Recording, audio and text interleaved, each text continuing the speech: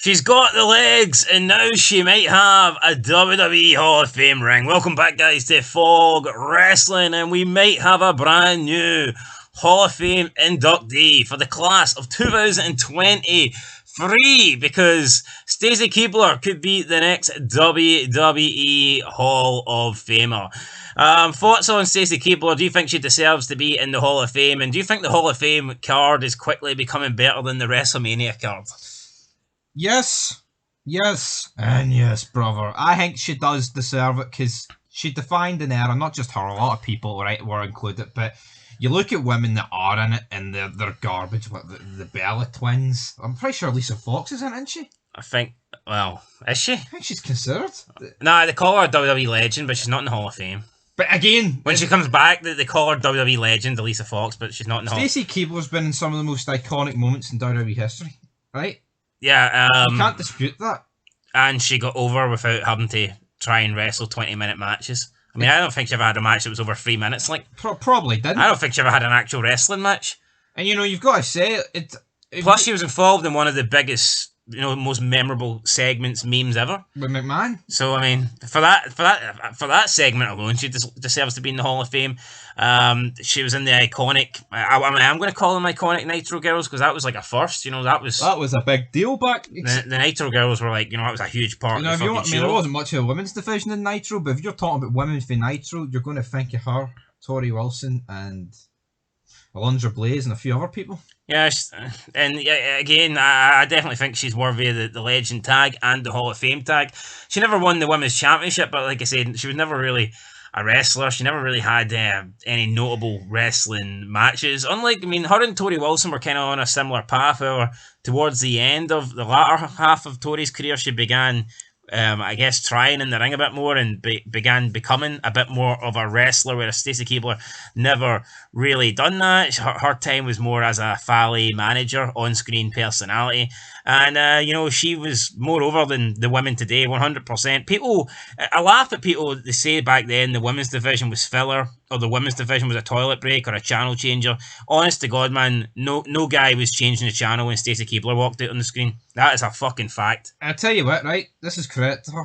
Every team she worked with was great. She didn't work. I'd go as far as saying there wasn't one bad bit of work in her career. And obviously the matches weren't that good. Anybody she worked with, I think she Dudley's tests. She propelled them, like McMahon. It's not like she was never the weak link, and she's worked with a lot of good people. You team up Stacey with the Dudleys, and you could think, the Dudleys don't need Stacey. She's going to drag them down. No, it was great. Like McMahon, you're thinking, oh come on, McMahon's great. You don't want to pair Stacey Keibler. Made it work. It was great. Exactly. Fucking test. Like you said, Steiner even had a thing with Randy Orton. Took an RKO in the ring. Took a beer for Austin. Took a stunner. I mean, there's loads of good memorable moments with Stacey Keibler, and like we said, didn't need to be a wrestler. I'm just not buying this. Like when people say she was a toilet break, because she just wasn't. You telling me honestly, like people.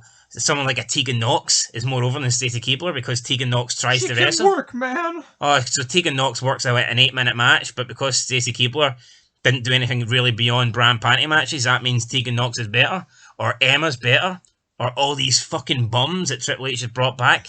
I know. Mia Yim, Michin, she's better. Michin. Absolutely not. My chinny chin chin. WWE Hall of Famer Booker T has lauded the idea of the former Nitro Girl being inducted into the WWE Hall of Fame, saying that Keibler was, quote, one of a kind. Not quite RVD, but she was one of a kind.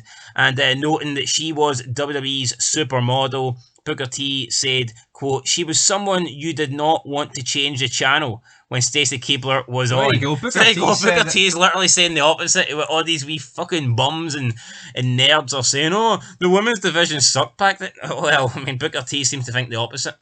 Booker T kept his hold on. Like, let's say you got Nikki fucking Cross. Nikki Cross versus Tegan Knox. But at the same time, on let's say Nitro and Raw are going head to head, you got that, or on Nitro you've got Stacey Keibler versus Tori Wilson, Bran Panty. What channel's getting tuned on here?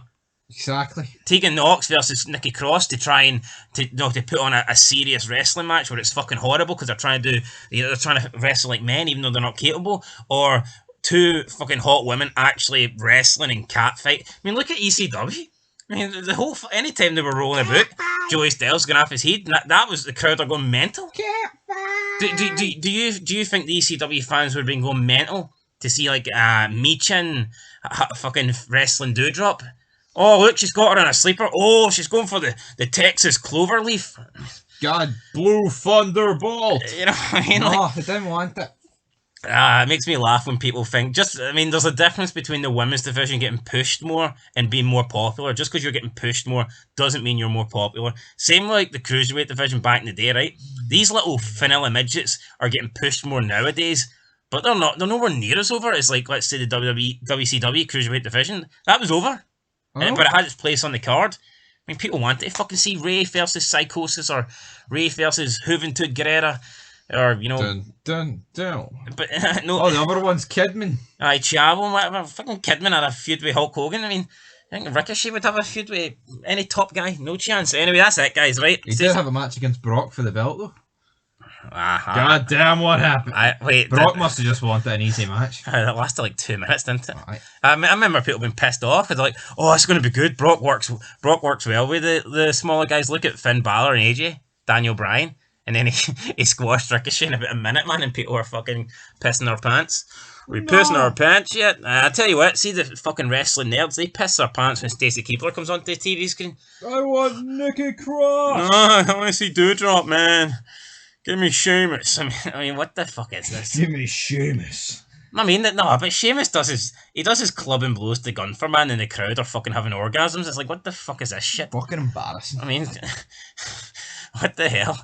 And oh, look, he gave him a red chest. That's the greatest thing I've ever seen. No, it's definitely not. You know what's funny, right? They'll give each other a red chest, but like everything else in the match will look fake. It's fake as fuck. Oh, but look, you're bleeding for the chest. That must mean it's real. At least when Regal and Finlay had a match, everything looked like it was fucking stiff as fucking real. What good's doing some stuff when the rest of it looks shite? I know that. Then you go backstage and you're literally hugging the guy and you're sharing your chest together on Instagram. It's like, I mean, where's the kayfabe?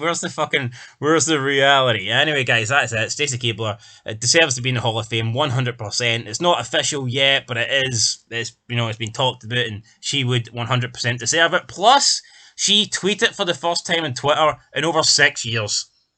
There you go. That's it. So I tell you what, she must be coming back. You wouldn't break a 6 year. You wouldn't break a 6 year silence for nothing. No, you wouldn't. You really wouldn't. So, aye, guys, that's it. We'll catch you in the next. Fuck, she was almost gone for the same amount of time as Punk. Although, during his whole 7 years, he cried like a bitch. Stacey Keibler legit hasn't posted a thing. Went on mute. Anyway, that's it, guys. Catch you in the next one. Until then, peace.